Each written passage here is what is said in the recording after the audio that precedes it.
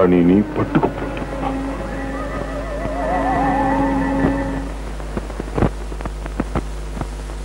దేవి ఆజ్ఞ.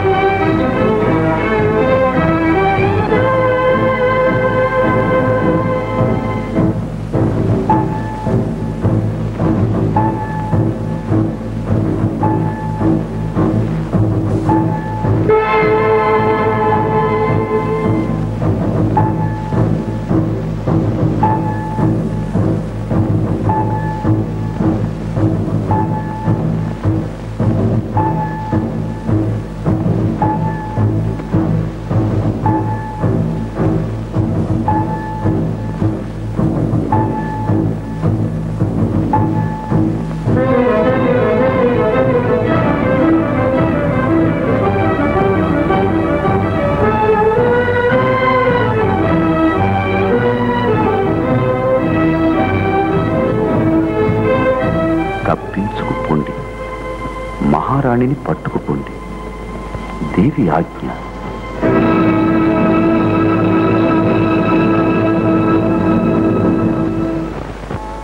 సోదరులారా, నేటికి మన ప్రయత్నం ఫలించింది.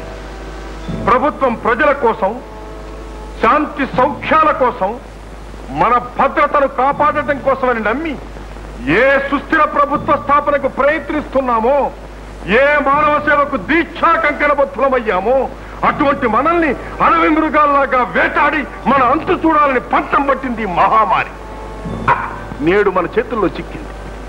మిత్రులారా, ఏ ఉదార భావంతో, ఉత్తమ లక్ష్యాలతో మానవ కళ్యాణానికి మనం పునాదులు వేసుకున్నామో అవన్నీ మట్టిలో కలిపి మన కళలన్నీ కలిసివేసింది దౌర్భాగ్యురాలు.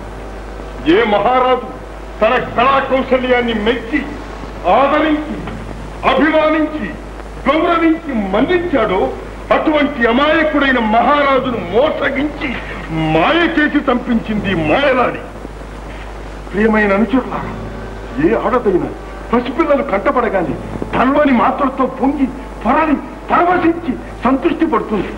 కానీ ముక్కు పచ్చలారని ముగ్గురు పసిపిల్లల్ని మలమలమాడే మంటల్లో మార్చి చంపింది ఈ నరరూప రాక్షసి. దుర్మార్గురాల పుట్టి అది అవమానం కలిగించే విధంగా నువ్వు చేసిన అమానుష కార్యాలు అన్నీ ఇన్ని కాదు. ఇక ముందు నీలాంటి స్త్రీ లోకంలో పుడితే తిరిగి ఇటువంటి నీచాతి నీచమైన కార్యాలకు దిక్కకుండా గుండెలు హడలిపోయే విధంగా నీకు భయంకరమైన శిక్ష విధించాలి. అయినా పశ్చాత్తాపం పాప పరిహార మార్గమని భారతీయుల నీతి. అందుకే నీకు ఆలోచించుకోవటానికి అవకాశం ఇస్తున్నాను. ఇప్పటికైనా నువ్వు చేసిన తప్పులు ఒప్పుకుంటావా? ఇదంతా అబద్ధం, అన్యాయం, మీ వక్రబుద్ధి కల్పించిన అక్రమం. ఆపు నీ అవకతవక వాగుడు.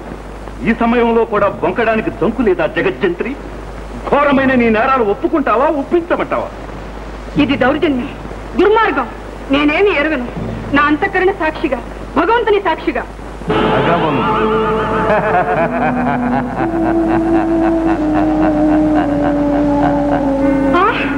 నువ్వా? నీ పాలిటి భగవంతుణ్ణి నేనే.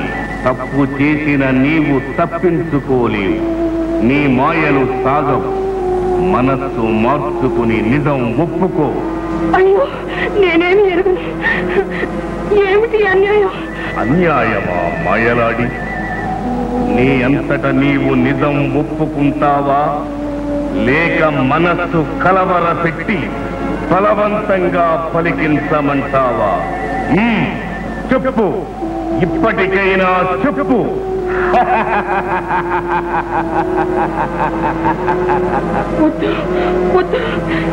చెప్తాను, నిజం చెప్తాను.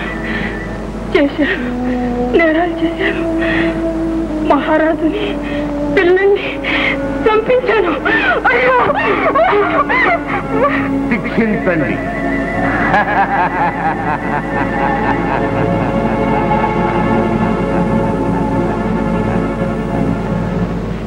మిత్రులారా, ఈమెకు తగిన శిక్ష. ఈమె శరీరాన్ని కుక్కలకు నక్కలకు విందు చేయాలి. ఇటువంటి చండాలిని శరీరాన్ని అవి కూడా ముట్టవు. ప్రభు, పసిపిల్లల్ని నిప్పుల పాలు చేసినందుకు ప్రతిగా ఈమెను అగ్నిస్తంభానికి కట్టి మలమల మార్చి చంపవలసింది. తప్పు భద్రయ్య, తప్పు.